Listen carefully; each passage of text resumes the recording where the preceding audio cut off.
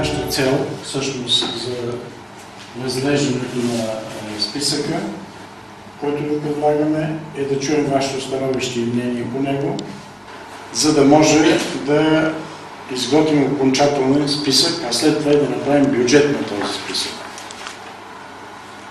Мисля, че на този етап, на който ние се намираме, в списъка, който сме предложили, който ние сме включили като екип, който разработва интегрирания план, сме се съобразили основно с направените предложения от социологическите проучвания, които станаха на територията на града. Освен това сме се ръководили от обекти и визия за развитието на града, от общинския план за развитие и заедно с това от становище на работните групи към Общинския съвет, към община Благоевград по-скоро. Аз искам да кажа, че специално в този раздел и на групата, в които присъстват представители, много добре бяха поставени въпроси за уточняване, до разглеждане в областта на просветата и в областта на здравеопазването. Разбира се, тъй като утре е за културата, там също получихме доста интересни предложения, цялата програма за развитие на културната инфраструктура. И пак казвам, благодарение на всички тези проучвания и становища, ние успяхме да направим проект на индикативен списък. Този проект, който вие сте свалили от сайта на общината, е доста обширен. В него са включени конкретно за всяка зона обектите, заедно с това и програми, които ние предвиждаме. Като днес, в папките, които сме ви дали, сме синтезирали в по-обобщен вид списъка, заедно с това и с източници за финансиране по различните програми на Европейския съюз. Тоест, не само програма Региони в растеж, ами сме дали и другите източници. Само едно леко допълнение. Подхода на екипът, който изготвя интегрирания план, екип, който е съставен от 3 подекипа. Единият икономически с стратегическо проучване, капиталово ценообразуване и работа с европейски фондове по варианти, в това число и бенчмарк анализ. Вторият е чисто архитектурно-инженерният, екологичният екип, разделен на 2. Единият Благоевград, другият в столицата. И третият вече по управление и прилагане на плана. Това число и юристи и така нататък. Този план, за разлика от другите планове, се отличава с това, че освен конкретен бюджет за конкретни обекти, които са индикативни, примерни, дори когато се утвърдят, пак остават примерни и са еластични до толкова, доколкото се утвърди макрорамка за цялата страна, респективно се разпредели по предварително приети принципи и така нататък. Успоредно с проблема с финансирането, в смисъл с късмета за финансирането, много сериозно внимание и то на базата на аудите, на базата на проверки е участието на обществеността в 3 пункта: изграждане, проектиране и усвояване на еврофондове, с създаването на нарочен комитет за наблюдение. Казва се Комитет за обществено наблюдение. По сега действащата методика за изработването на този план очаква се да смени наименованието, но това няма значение. Важното е, че има широко представяне на гражданството. Другото чисто характерно, което носи този списък, е подхода да се предложат за финансиране цяли комплекси или цяли системи, например системата на здравеопазване. Като в случая коренно се преобразува подсистемата на болничната помощ, в това число с изграждането на нова сграда на МБАЛ, но се набляга и на следболнично лечение и на извънболнично лечение или долекуване следболнично лечение. всичките тези нови обекти ние ги виждаме с превес на общинска собственост, което би гарантирало вече и така по-сериозно, по-сигурно финансиране на обектите. Благоевград има щастието, че освен че община, той е областен град, той е център на регион, който първа част на доклада показва, че е с влияние и зад държавните граници. Системата на образованието. Разковничето или наблягане на развитието на средното професионално образование. С оглед на недостига на кадри за промишления комплекс на Благоевград, направо казвам. Аз ще съкращавам. Отделно има възможността тази подсистема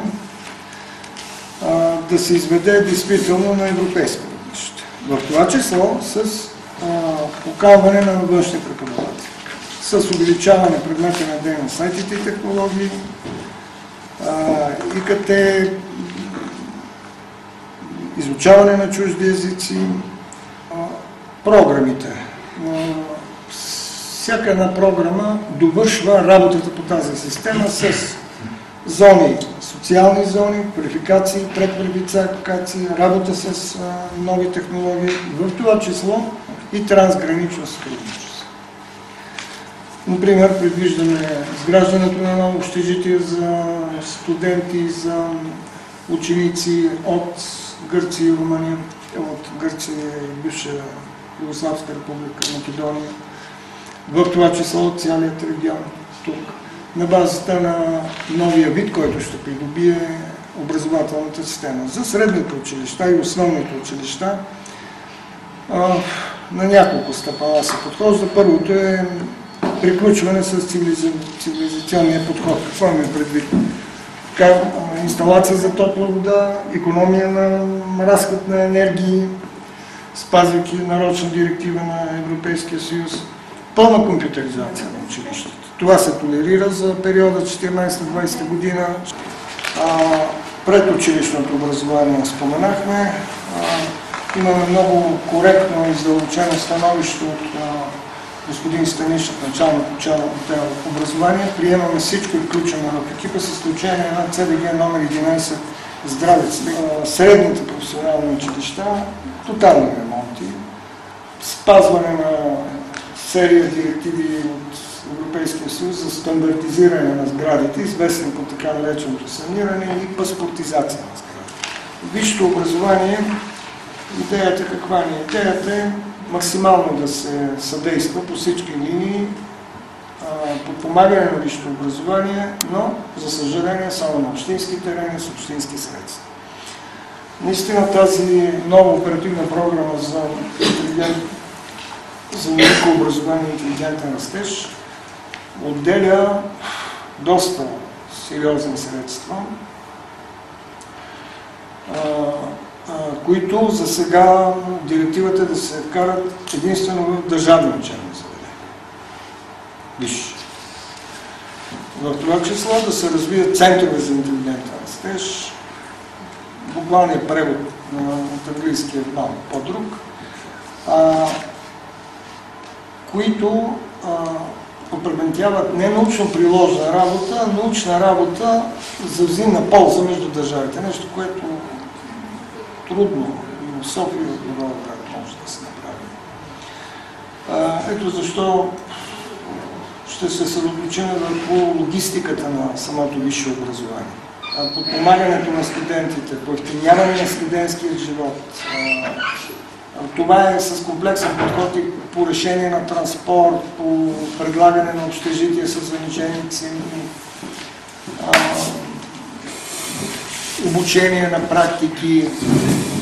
Амбицията е повече от 18% от студентите да получават стипендии и то от европейски фондове, през общината по съответни критерии.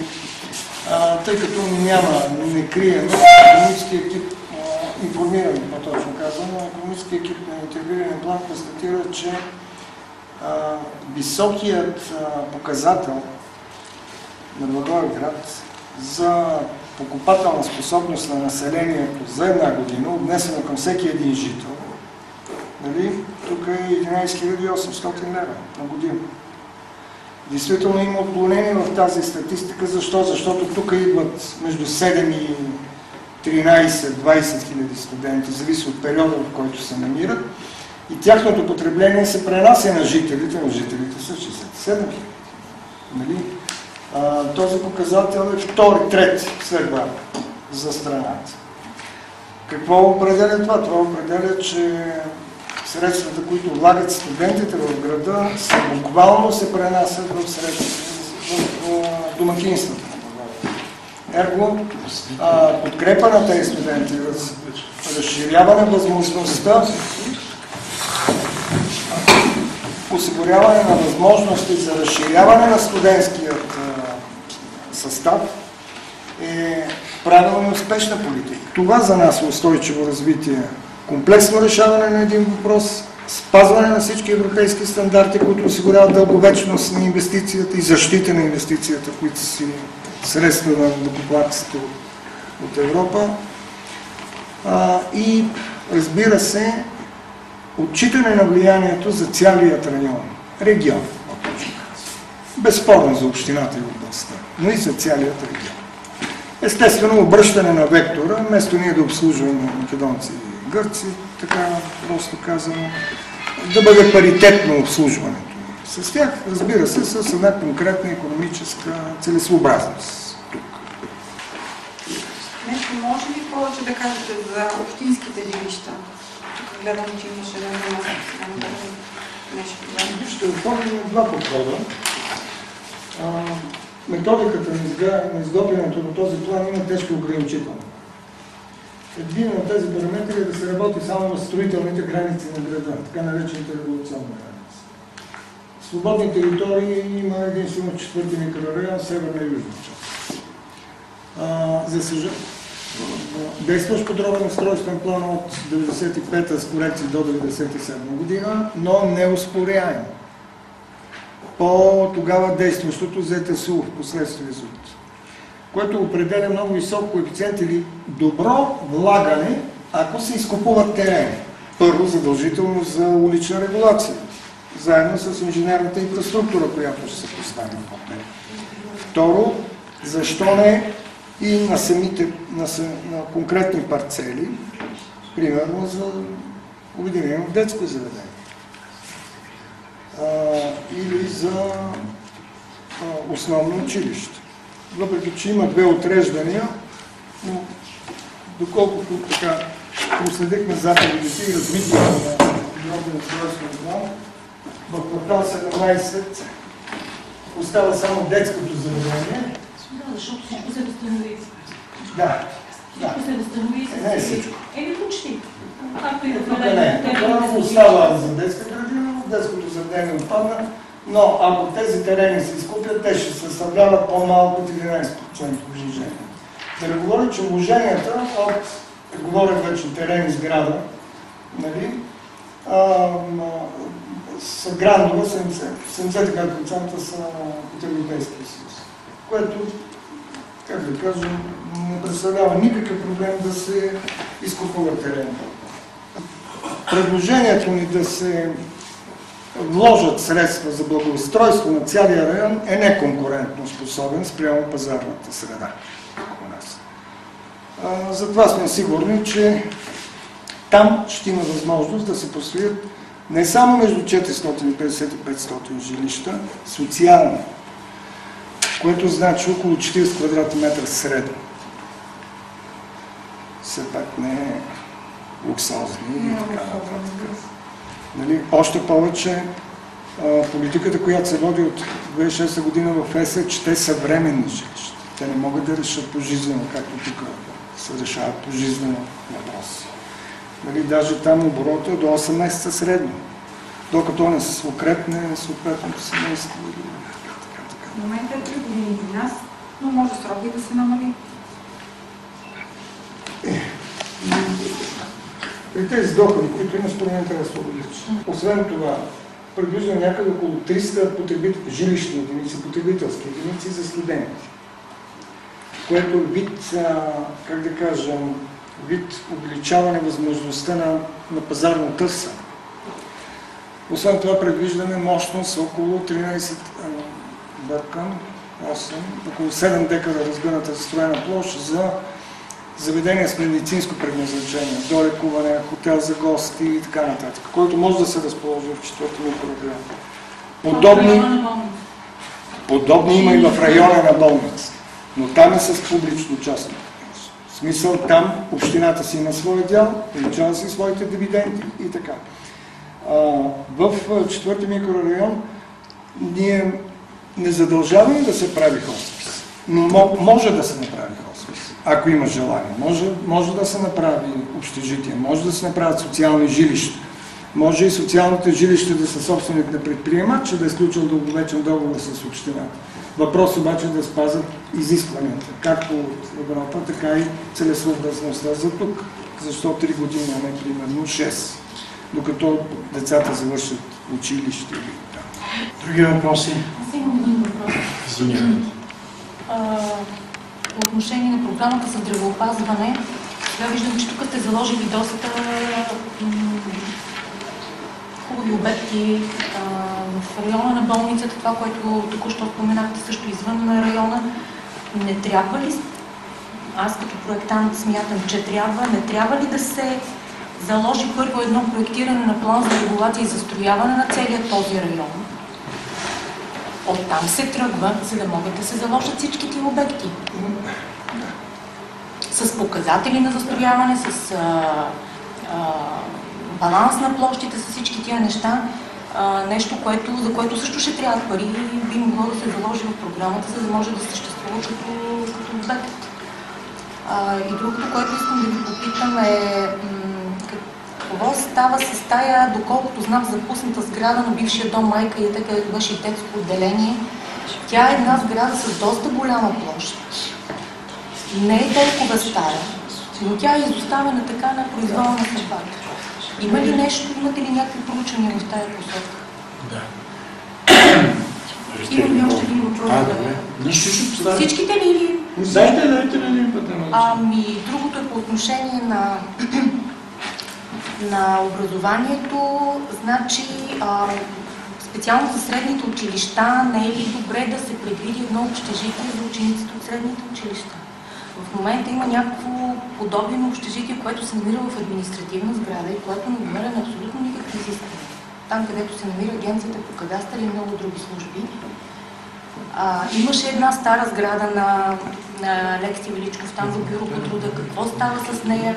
В смисъл да се помисли за социалните нужди на учениците. Вече образователните ясно, но да се погледне в тази посока. Би могло да се мисли в тази посока. Има хора, които не могат да си позволяват квартири да плащат. И другото за образованието е, че според мен трябва за всички училища в Благоевград да се преразгледа организацията на движението и паркирането около училища. Ставам свидетел на такива неща. Всеки ден минавам покрай Столуиче. Казвам ви как до сега не са блъснали някой дете, няма дете. И слава Богу, че не е станало. Паркира се безогледно, няма никакви правила, хората се оставят там колите, учениците се провират между колите, за да ходят за закуски. Нещо, което според мен е престъпление, ние да не се грижим за живота и за здравето на децата си. Около училищата да се види организацията на движението, как се паркира, кой има право да паркира там.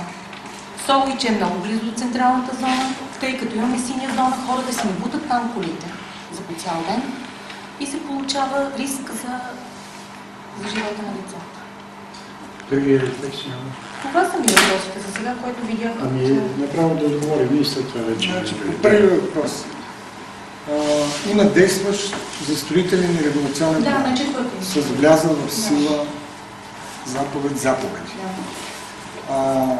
По силата на тези заповеди е изготвен общ устройствен план. Едно към едно изпазване. Така или иначе, преотреждането на цялия този квартал 34 е за болнична помощ. Даже болнични и социални заведения. Да, но той е доста общ. Както... Той само дава квартала и не дава разбивка.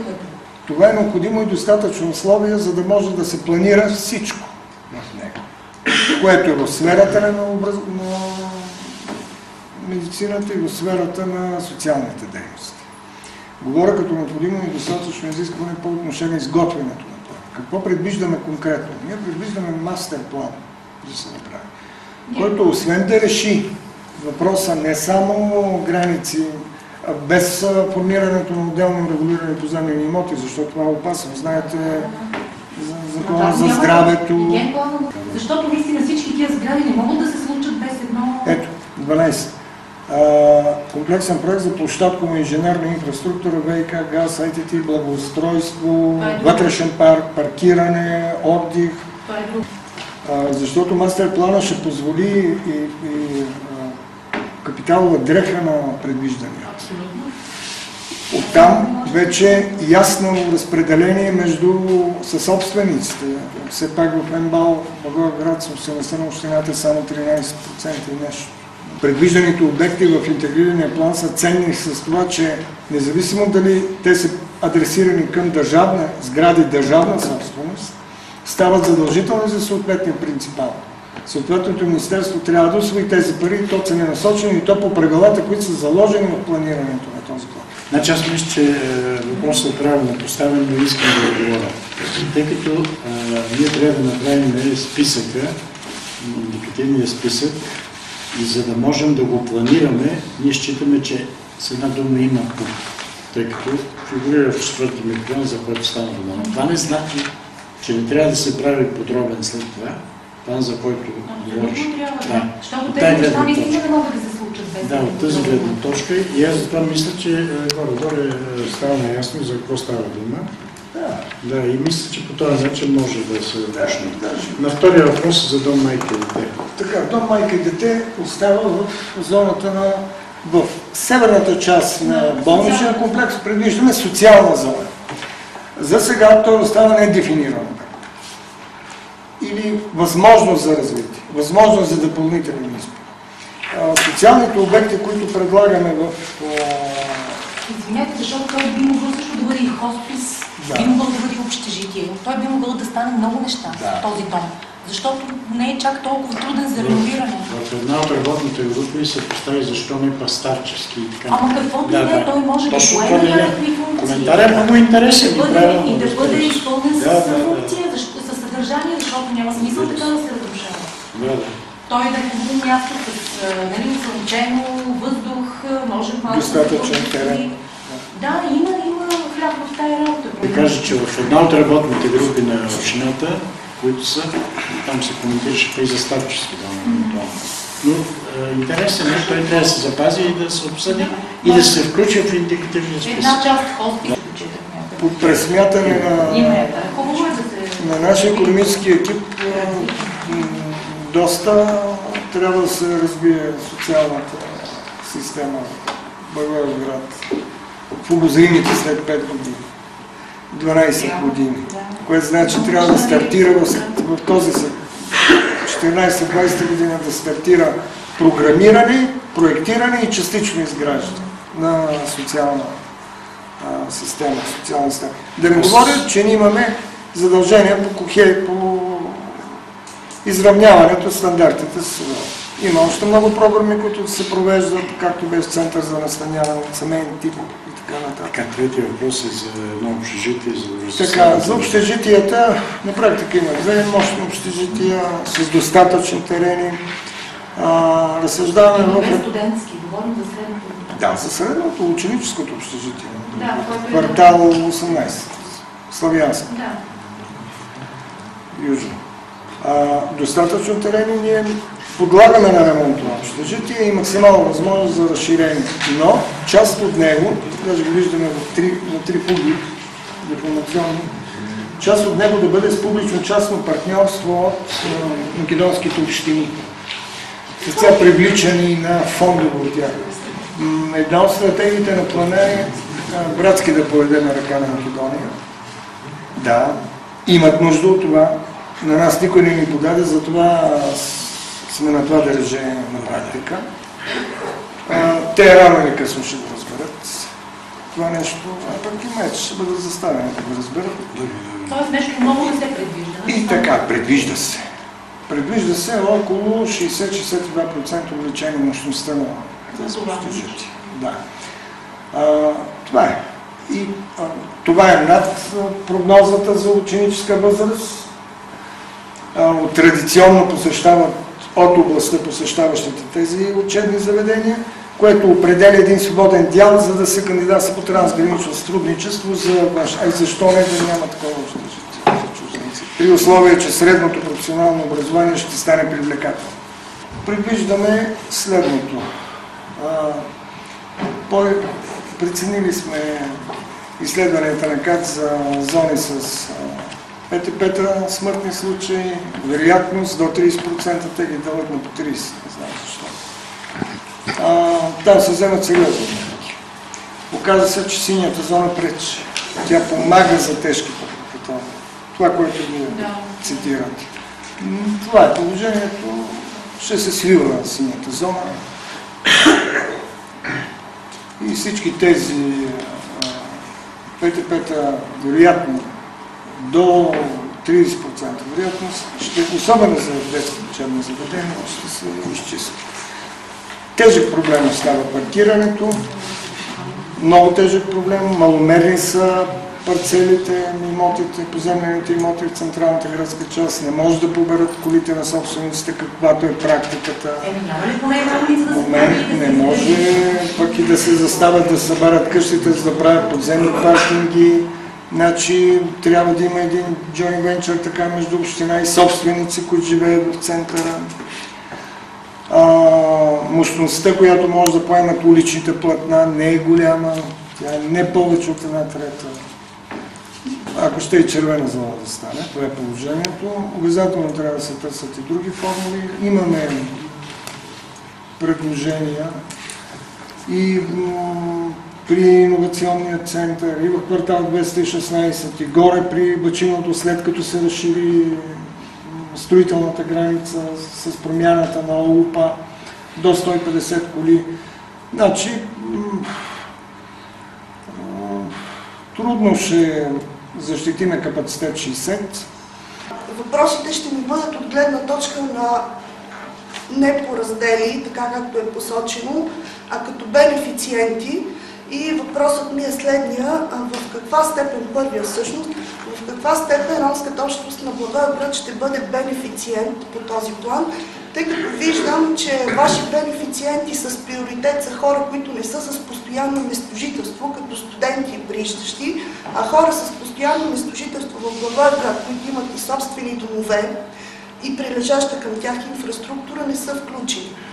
Вторият ми въпрос е: в каква степен вашият план е съобразен с стратегически документи, като Националния план за интегриране на ромската общност, Областната стратегия за интегриране на ромите в Благоевград и Общинския план за действие, тъй като от вашето изложение разбрах, че вие сте се ползвали с европейски директиви и стратегически документи.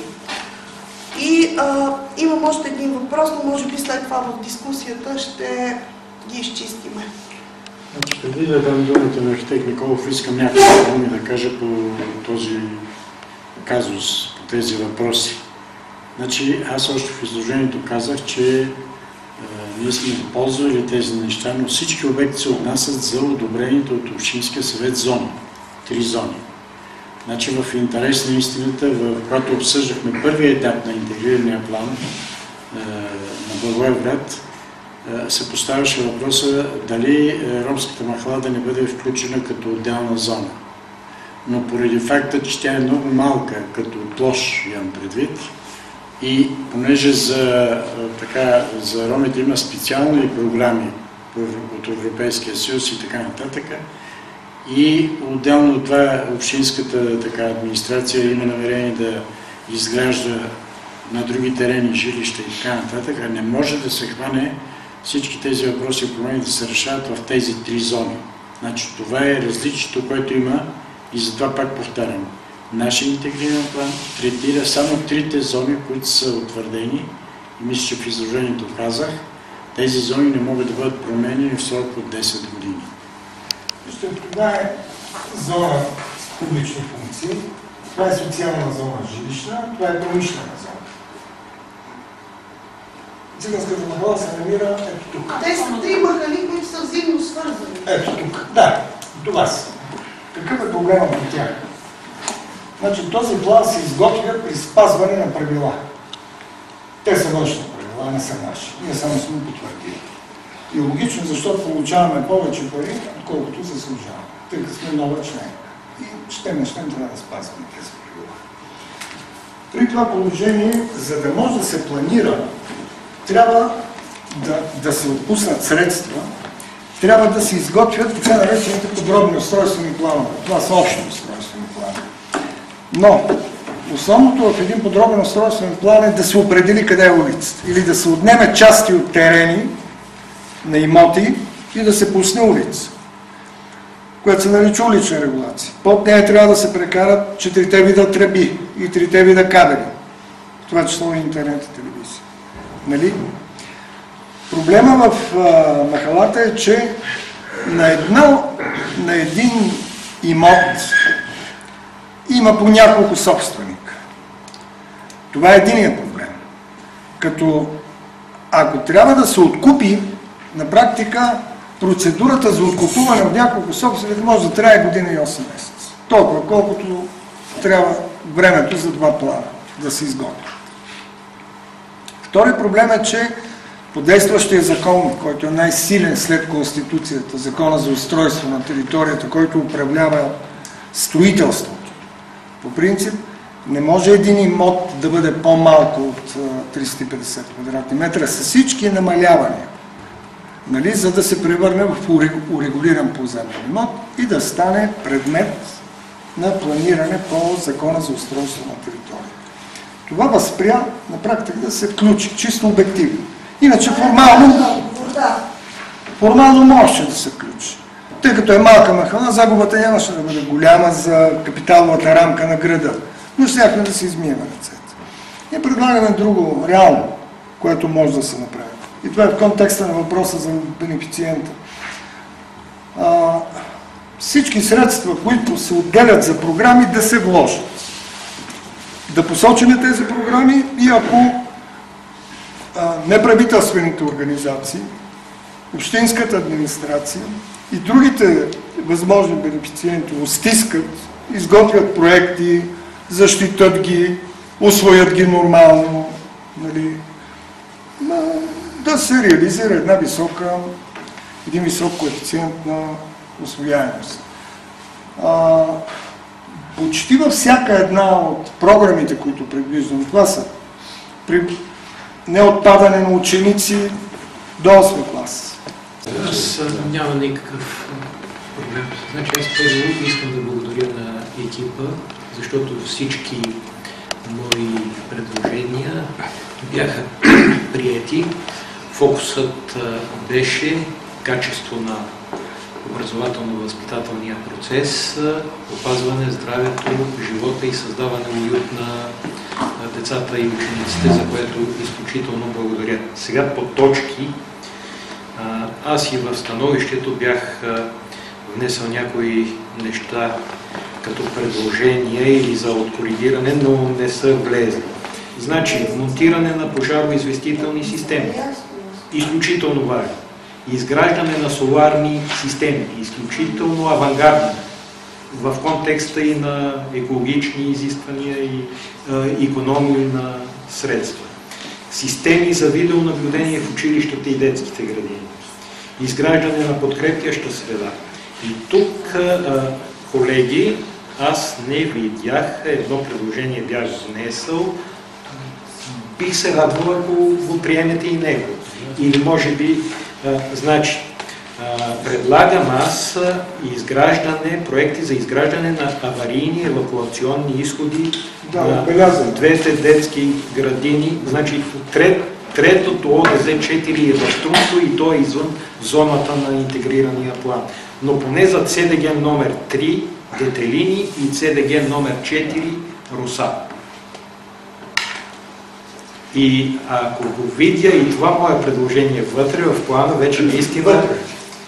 Да, добре. Разбира се, дали сме тук всички заради... Нашето разбиране е такова. Ние не можем всеки ден да сменяме сайт. Записа в сайт. Искаме да преминат осъжданията. Вие сте карали писмени становища. В началото докладвах, че всичко се приеме, изключение на 11 здравец, който е извън зоната. След като се анализират, се променят. Радослав Асенов, представлявам Сдружение Д3 навигатори. Сдружение, да, гражданско сдружение Д3 навигатори. Д3. Да. По принцип сдружението работи с студенти. От миналата година насоките ни започнаха да вървят към работа с, най-общо казано, пределна хала. И ние подпомагаме ранно детско образование. Това, което разбираме е, че 11 детска градина здравец, тя не е включена в този план. Да. Едно от нещата, които забелязваме ние е, че има около 100 деца, които никога не са ходили на детска градина. Това са деца от махалата, ромчета. Също нямат и никаква предучилищна подготовка. Те по някой път дори и не влизат в училища. Това е ясно на всички ни. Когато те влезнат в училище от първи клас, или отпадат, или никога не усвояват напълно материала. Да не говорим, че нямат при самото влизане в равен старт с останалите си ученици. Какви са вашите виждания относно това и какво ще прави община Благоевград относно това нещо? Тя е извън зоната. Но ще участва в програмите. Това е подходът. Програмите, които ще определят какво да се планира, колко средства да се отделят и откъде да се вземат тези средства, това число и от други оперативни програми. Градът няма да се финансира от Европа само в тези 3 зони. Всички останали 7 оперативни програми ще продължават да финансират града, в това число и тук. Ние имаме друг проблем в изготвянето на това. Ползваме официални данни, статистически данни от НОИ, Държавния статистически институт. В тези данни, примерно, се казва, че обхвата на децата е под 8% отпадането, което не е вярно, повече. Даже ще ви цитирам такъв факт. Ние сме констатирали съвсем друго положение. Например, че от 6000 деца 800 не завършват средно образование, а са преминали 8. Документация с конкретни изследвания. За това залагаме по всички възможни линии да се финансират програми. Тези програми минават със съответните реални на място проучвания. Това число социологически. По определени не само. Не само. Задължително социологически, задължително участие на гражданите при планиране, при подготовка на планиране, какъвто е случаето, при планиране и при усвояване на средства. Даже точно са определени в кои органи ще участват гражданите, каква тежест имат те. Защо сме защо сме убедени, че трябва да приемем всичките заявки? По проста причина, така че ще се увеличи капиталовата рамка или парите, които ще дойдат в област Благоевград. В град Благоевград със своето значение за областта за регион. Виждам, че се предвижда изграждането на детска градина, ОДЗ в Благоевград. Това е хубаво. Един от проблемите, с които се сблъскваме последните 2 години при работа с тези деца и родителите им е, че поне ние оставаме с впечатление, че няма достатъчно места за децата в Благоевград в детските градини. Говорите за сегрегация. Не говорим само за ромските деца, говорим наистина за всички деца, защото където и да идеме наистина се показва, че няма места, всички детски градини са пълни. Тогава, когато вече самите тези ромски деца трябва да тръгнат на детска градина, за да бъдат интегрирани, образовани от начало и така нататък, за тях няма никога места. 11 детска градина, където си е сегрегирана, е предпълнена и остават около 100 деца, които ще влезнат в първи клас. Това е по въпрос на живото. Но в най-добрия случай влизат в първи клас без абсолютно никаква подготовка и с труден български език. Сега задължително всички деца, без значение какви са, на 4 годишна възраст, до 6 годишна възраст, или по-точно 4,5, 5,5, трябва да посещават 5,5 средно. говоря, предучилищно образование, където стават алфабет. А, Б, В до 100. По силата на този закон, може би, сме го записали тук, около 1000 квадратни метра следва да се изградят в бърз порядък, за да се поеме тази бройка от деца, нали, които подлежат на предучилищно образование. Това обаче вади деца от контингента на детските градини. Разбирате? Те са 8 към 12% децата в зоната на детски ясли, детски градини. Аз мисля, че проблема е правилен, правилно го поставя господина. И мисля, че нуждае се, ще го обсъдим съвместно с общинската администрация. Ще видим дали това, което сме записали, но се нуждае, мисля, че архитект Филип трябва един допълнителен анализ. Благодаря за Значи анализът е направен господин Тонев от 800 деца, които подлежат. Той потвърди, които са подлежащи за детска градина първа група. Групите, които ние имаме разкрити, са за 560 деца. Дали са празни, полупразни или изобщо празни, супер празни, данните това говорят. Ясно, но и ние наистина подлежи на анализ, когато се видят дневниците, когато се видят калкулационните ведомости и се вижда, примерно, че в детската градина са 8 деца или 28 или така. Иначе сега ние говорим, значи има епидемии, има ваканции, има дни, в които има по-малка посещаемост, така че ние нямаме обективни и валидни данни. Това са проверки, които аз се ангажирам, ето и заместник кмета е тук, аз се ангажирам да изискам, който месец ми посочи архитект Филипова, да ви предоставя, избирате си за 2012 година един месец или два, ние ще ви предоставим данни за пълнеността на групите в детските градини.